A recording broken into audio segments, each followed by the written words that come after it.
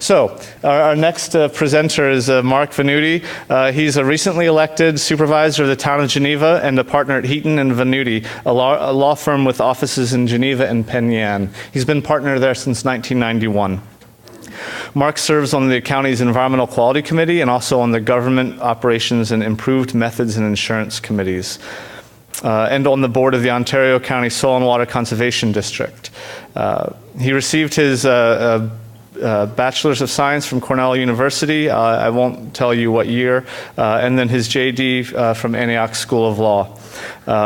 He served as a Geneva Town Justice from 1998 to 2009, and practiced law in Washington, D.C. from 1980 to 1990. I guess I kind of gave it away there.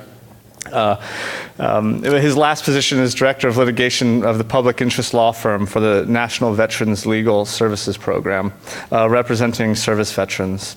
Just a few of his selected activities here in Geneva include being one of the founders of the Geneva Community Projects Incorporated, the Boys and Girls Club of Geneva, and he's also serves or has served on the boards of Geneva Red Cross, Geneva Area Chamber of Commerce, Fund for Military Justice in Washington, D.C., Geneva Youth Soccer Club, and also Ontario County Youth Court.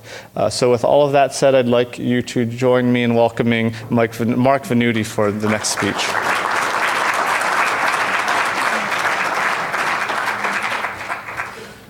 I gave him 3 lines for my intro, so I apologize for all that stuff. And I was told I had 10 minutes, so I ceded 5 to Gary. I want to start actually because both Gary and Graham talked about the great things that can be done that actually will extend the life of a landfill. But I think our goal in Ontario County is not to extend the life of our landfill. It would be great if we could diminish the life of our landfill, although I don't think that's, there is an end time coming. Oh, by the way, all that stuff about my age, I'm actually a high school classmate of Charlie's, the first speaker. We won't tell you what year that was. We're not that old. But anyway, the Ontario County made a decision in 2003 and signed a 25-year lease with Casella Waste Systems. So we're a little less than halfway through that. And I know there's a lot of hope that this thing could be stopped, but I'm looking at 2028. The lease will be over according to the rate that stuff is coming in the landfill with the extensions that are planned will be filled, and that needs to be the end of it. I'm a little concerned that, as things go, the operator could come in a few years and say, well, let's sign another lease for some more time. But I really get the sense that the Ontario County Board, the staff, that we've had enough, that 2028, we are going to look to the end at 2028, not try to go beyond that. So the question is, what do you do between now and 2028? It seems like a long way away, but it's not. It's not that far away to do the things we need to do to be in a position so that there's not any crisis in 2028. Because what's going on now is we're landfilling a lot of stuff, and we're also receiving a lot of money from that lease. So if we don't do anything in 2028, we're going to have a lot of stuff that we have no place to put, and we're going to have no income that we're used to getting. So this is a crucial time, and I want to state a kind of a bold goal. They talked about our solid waste management plan tries to get us to like 60%. Really, where we need to be in 2028 is zero waste. We need to be at zero waste in 2028, and we need to not be relying on landfill money. So these are the 2 tracks that have to come together in 2028 for there not to be a real big problem in Ontario County. So what we do between now and 2028 will tell the tale. So Charlie touched upon this a little bit in his presentation. the money that's coming in based on the landfill.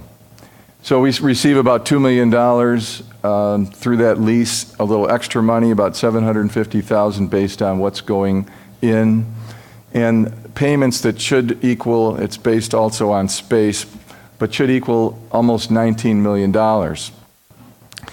Now, here's the thing. In 2003, when this all started, and I know that the Board of Supervisors then didn't have a crystal ball, but they did pass a resolution that said, what are we going to do with this money?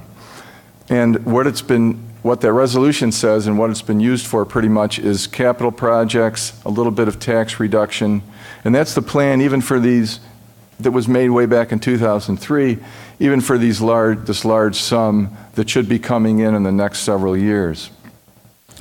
So our job as legislators, and I get the sense also from staff and people that I'm involved with on the Environmental Quality Committee, is that there is a will to change that intention that was done in 2003, that we have to put that money where it's going to help us to get in position in 2028 that we don't need a landfill anymore.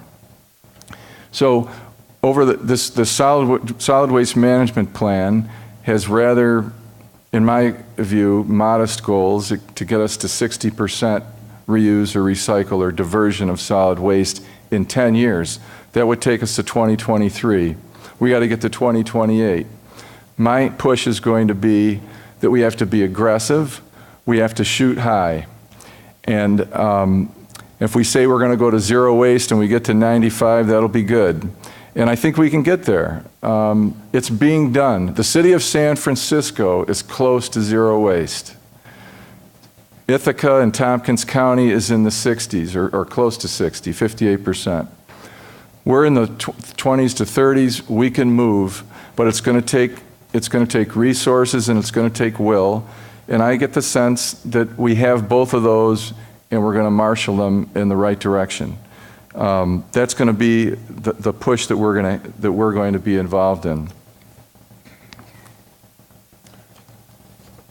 The other thing that we have to worry about is that in 2028, this landfill has to be closed, and that's a big job.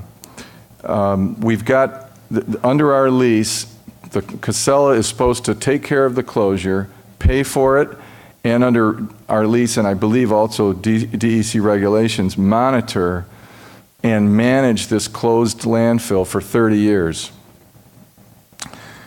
Now, I'm a lawyer and I'm very skeptical about organizations and entities like in corporations and LLCs doing something for 30 years after they're not making any money at that site.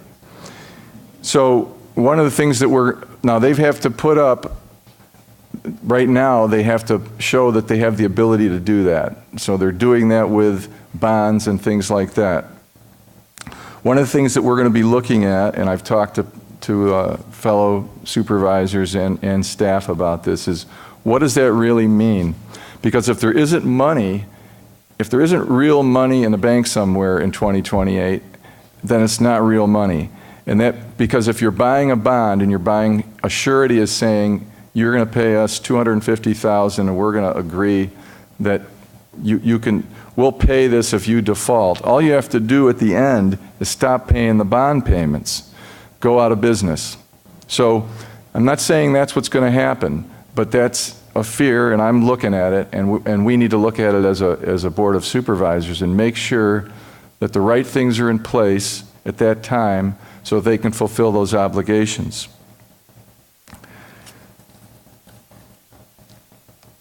This is actually a look at the closure costs. This is a little dated. The actual closure is a little under $9 million, and that's covering the. I don't know if you know how these things are supposed to work, but there's a liner under the landfill. At the end, they're going to put a hopefully, supposedly impermeable liner on the top of it, cover it up with lots of other stuff. They've got to deal with gas. They've got to deal with leachate. All this stuff's got to go on for 30 years is the thing, but really indefinitely. And And that's the 8 million to do the closure. The other over 8 million is the estimate of monitoring this, trucking out leachate, and doing all those other things for 30 years. That number, by the way, is already a little bit dated. I'm told now it's about 20 million. They have to update this every year with the DEC. This just shows you, I don't know if you can read this, the kinds of things that have to be, go into making this number up for the closure. Grading, erosion control, putting the protective layer on, topsoil, collection wells, drains. This is a big piece of property, and it's going to take a lot to close it. And I think Gary or somebody else said, we are in new territory here. I don't think that there's many huge landfills like this that have been closed or closed long enough to know what's really going to happen 30, 50 years from now. This shows the post-closure costs. They've got $4,000 in there for cap repair. All this stuff is pretty speculative. I mean, there's no other way to say it. Nobody, I mean, to know what's going to happen 15 years, 20 years after this thing closes, we're going to hope for the best. The theory is the top goes on, the bottom's on there, you're pumping it out for 30 years, it dries out and is not a problem. But don't worry, I don't believe that either. This is just more about this 30 years of maintenance. So it's a big job, and I think the story has been told before how you got into these things. Well, we're into it, and we can't wave a magic wand and the landfill's going to go away. So now we have to do the best we can to make sure that the operator is operating it correctly. And we're looking at the odor problems and things like that. And we've got to use these next 14 years to make sure they're in position and can close it and monitor it for those 30 years, and that we are ready to be a zero waste county by then. And I know that people look at Ontario County as a kind of the county feels very good about itself, what it's been able to do, and now we're going to lead the way on this. We're going to go and push this solid waste management plan, and I hope the Board of Supervisors will join me in taking an aggressive position and say, we'll lead the state in this too. We will go zero waste. That's not what our plan says yet, but it gets reviewed every 2 years. That's where we need to go. Thank you.